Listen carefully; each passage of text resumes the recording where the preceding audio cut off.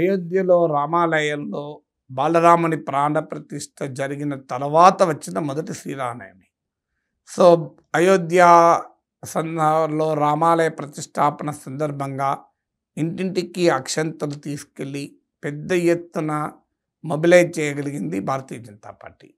RSS పరివారము భారీ ఎత్తున mobilise చేయగలిగింది. సో, దానికి కంటిన్యూషన్గా శ్రీరామనవమి వచ్చింది కనుక పెద్ద ఎత్తున దేశవ్యాప్తంగా ఏ పార్టీ ప్రోద్బలం ఉన్నా, ఏ సంఘం ప్రోద్బలం అవసరం లేదు.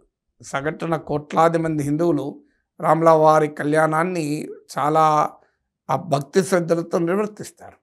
సో, దీంట్లో అవకాశం ఉన్న చోట్ల బీజేపీ ఎంటర్ అయ్యే ప్రయత్నం చేయవచ్చు. ఇప్పుడు బెంగాల్లో పెద్ద ఎత్తున అది తృణమూల్ కాంగ్రెస్ బీజేపీల మధ్య పోటీగా మారిపోయింది.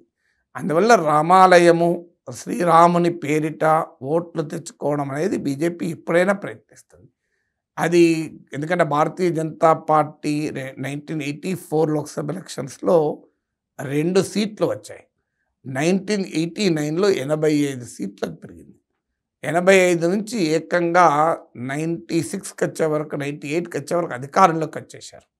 అందువల్ల రామాలయము, రామ మందిరము అనేది భారతీయ జనతా పార్టీ రైజ్లో బీజేపీ అధికారంలోకి రావడంలో కీలక పాత్ర పోషించింది. ఇటీవల లోక్నీతి సిఎస్డిఎస్ వాళ్ళ ప్రీ పోల్ సర్వేలో కూడా మోడీ పట్ల 44% మంది అనుకూలంగా, 48% 48% అనుకూలంగా మాట్లాడారు. వీళ్ళలో అత్యధికంగా మోడీ అచీవ్మెంట్స్లో చెప్పింది 23% మోడీ అచీవ్మెంట్ ఏంటంటే రామ మందిరం అని చెప్పారు. బీజేపీ ఓటర్లు అయితే 33% రామ మందిరాన్నే ఉదాహరించారు. అందువల్ల రామ మందిరం అనేది హిందూ ఐడెంటిటీ, హిందూ సుప్రీమసీకి ఒక సింబల్గా సంఘ్ పరివార్ భారతీయ జనతా పార్టీ సమాజంలో పెద్ద ఎత్తున తీసుకెళ్ళగలుగుతుంది.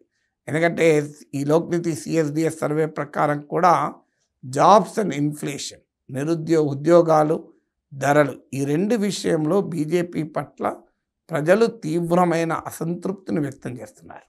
అందువల్ల ఈ ఎకానమీ బీజేపీ పట్ల అసంతృప్తి వ్యక్తం చేసిన వాళ్ళలో మోర్ దెన్ 80-90% ఎకానమీ పైన అసంతృప్తి వ్యక్తం చేశారు.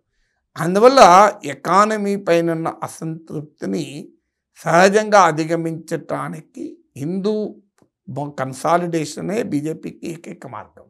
అందువల్ల ఆటోమేటిక్గా రామాలయాన్ని దానికి దాని యొక్క సాధనంగా ఉపయోగించుకుంటారు. అయితే ఇది ఎంతకాలం, ఎన్ని రోజులు, ఎంత మేరకు ఉపయోగపడుతుంది అనేది ఒక క్వశ్చన్ మార్క్. బట్ డెఫినెట్గా బీజేపీకి ఒక అనుకూలమైనటువంటి ప్రచార అంశాలలో రామ మందిరం ఒకటి.